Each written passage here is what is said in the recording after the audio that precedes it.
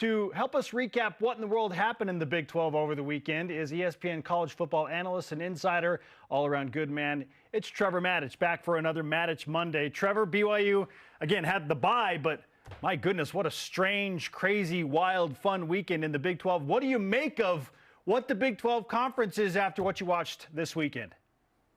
Absolutely unpredictable and crazy, with the exception probably of the top of it. I mean, what a game between Texas and Oklahoma. I mean, the first quarter was insane. I mean, it opened up with turnovers, a block punt for a touchdown, every kind of crazy low percentage impact play that could happen happened in the first quarter of that game, and then they kind of settled in. And what a finish for Oklahoma. I mean, most people picked Texas to win that game, and then Iowa State.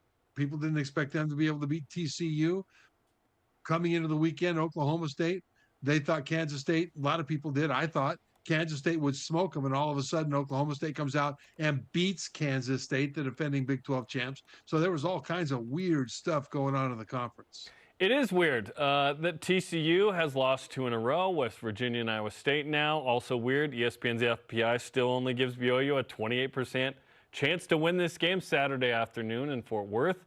What do you make of the Cougars' chances at TCU Saturday, given what we've seen the last couple of weeks from the Horned Frogs? Well, BYU, they may be facing a team without their starting quarterback. Chandler Morris he had to leave, I think, in the third quarter last week against West Virginia. And the backup came in, and he's a talented kid, but he struggled early. And so, he fumbled the ball, and then he threw an interception.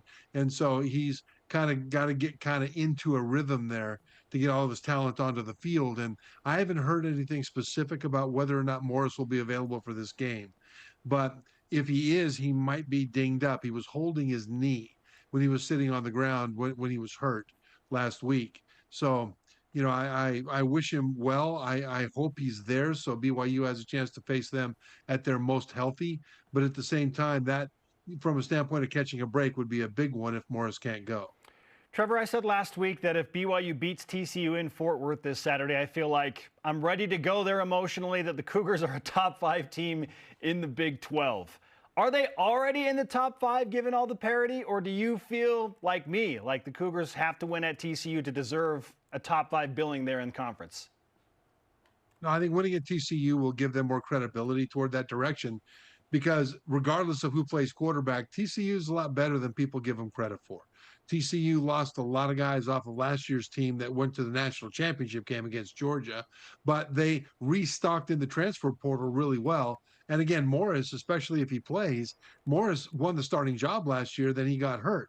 And Max Duggan took over at quarterback for TCU last year, ended up going to New York as one of the Heisman finalists. So Morris didn't get to have the season that he wanted personally, although certainly from a team standpoint they did. But TCU is still a tough out. So it would be a great win if BYU can pull it off. Is BYU in the top 4? Well, in order to go there, the running game needs to be a lot better, or the passing game needs to be massively better, one of the two. Because BYU right now in the Big 12 ranks last in total offense yards per game, and it's because they rank last in rushing yards per game. And it's hard to be one-dimensional when you're facing better teams in this conference. Certainly turnovers were a big story for Iowa State. West Virginia blocks a couple of kicks, one that would have tied, one that also would have won the game for TCU. What role will those intangibles and takeaways play in this Saturday's game in your mind? I think there'll be something. It's been kind of a feature of Big 12 games, and it's been kind of a feature for BYU games as well, whether it's special teams or defense scoring or offense doing something kind of crazy that puts them kind of behind the curve a little bit. TCU's been doing that. BYU's been doing that. The question, I think, is partially what big plays will happen that are kind of off schedule, that aren't expected. But even more than that, it's which team can either capitalize on it, or on the other side can not freak out about it. Because BYU, as kind of an older team, more mature team, they recruit to the honor code. So there are certain advantages BYU has right there from a standpoint of accepting coaching and being disciplined. And when bad things happen so far this year, BYU has mostly responded to it very well. It's one of the reasons they're 4-1. BYU's 4-1. I mean, we're sitting here talking about the flaws on the team, and that's important because of where they want to go. You've got to get some of those things fixed. But at the same time, they're 4-1. And a big reason is that when things have gone poorly, BYU has not freaked out about it.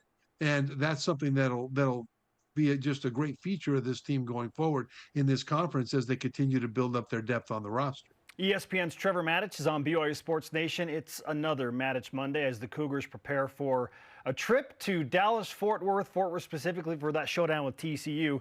Trevor, you mentioned we've talked a lot about the flaws that BYU has, and frankly, I mean, it is what it is. It's a reality. But off the bye week, what do you feel like is the most fixable flaw for BYU to help the Cougars push towards something that they hope is special the remainder of the season? You know, I think the running game can improve a lot. Then there's two ways for it to happen. One is for the offensive line to kind of bear down a little bit more. I know they've been kind of angry individually and as a unit about some of the criticism that they've been receiving, and that's good. They need to get that anger into practice because it's practice that'll carry over to the game. But I like that. And playing angry is one of the things that will help them take the next step in terms of the running game. Another thing is Aaron Roderick, the offensive coordinator, and the offensive brain trust for BYU can help the offensive line by scheming certain ways.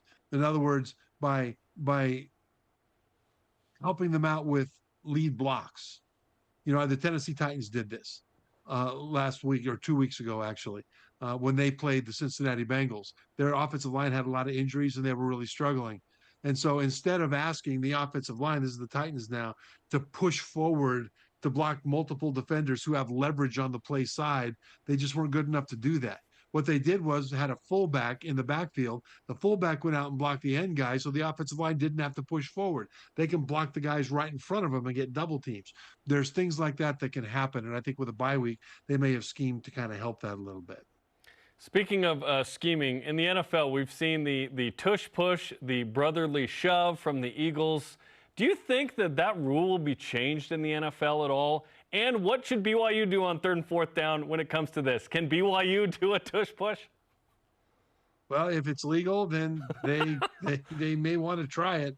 I don't like it. I don't think it should be legal because you've got this massive humanity pushing on that poor quarterback from both sides. And so far, I haven't seen anybody get hurt, but that may be a minor miracle that nobody's gotten hurt, because if he gets into an awkward position and now everybody's pushing and he can't adjust, it could be kind of bad. And so I don't. That's more rugby than football. If you want to have a quarterback sneak, have the quarterback sneak. You know, but I don't think that people should, especially multiple people, come up from behind the quarterback and push that pile just because I think it's a risk. If BYU wants to do that, great. It's legal. Nobody's gotten hurt yet. That's just a personal opinion from my standpoint. No pile pushing necessary for that wild game you referenced off the top of our conversation today between Texas and Oklahoma. Beautiful drive by Dylan Gabriel at the end to put Oklahoma ahead. And Texas still had a shot at the end zone with a Hail Mary that was knocked down and fell short. That said, Trevor, they're clearly the two best teams in the Big 12. Is there anybody else in the conference, maybe Kansas, maybe West Virginia, that could sneak in there to a Big 12 championship game, or are we headed for a rematch between the Longhorns and the Sooners? Kansas has already lost to Texas, and Texas has already lost one. So right now, if those are the two that are competing for the second spot in the Big 12 championship game, Texas would have to lose another conference game. Right now, you know, you look at the teams that have 0 or 1 loss, there's a whole bunch of them in conference play. It's, you know, it goes down about 7 teams, and Kansas State is still alive from that standpoint. I don't think Oklahoma State is going to make it there. I think it's a complete free-for-all as to who's going to be number 3. Then the question is, since Oklahoma's in the driver's seat at 3-0 in conference, what will happen with Texas? Because Texas, with 1 conference loss, if they sweep the rest of the conference, and they're certainly good enough to do it, they certainly should do it, then everybody else is just jockeying for a bowl position, essentially. But if Texas loses another one, then all of a sudden you've got all kinds of possibilities of teams that could pop up in there. And it could be anybody. I mean, Kansas, having lost to Texas, can still get there if they went out and Texas loses another game. Kansas is a tough out. Their defense plays hard. Their offense is very difficult to defend.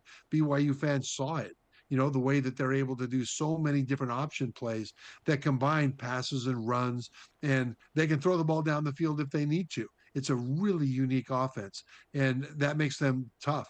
Iowa State at 2-1, they've got a stout defense. And if you've got a stout defense and don't make mistakes on offense, then there's stuff you can do. Texas Tech right now is 2-1 in conference. And remember that they came within one score. I think it was 38-30 against Oregon. Yeah. And Oregon's one of the best teams in the country. They're a legitimate top 4 team right now. Oregon is. And so Texas Tech went toe to toe with those guys. So you can't count them out. I mean, this conference is going to be wide open for that number 3 spot. And if Texas falters or if Oklahoma falters, then all of a sudden you're going to have a free for all. And that's going to be a lot of fun to watch.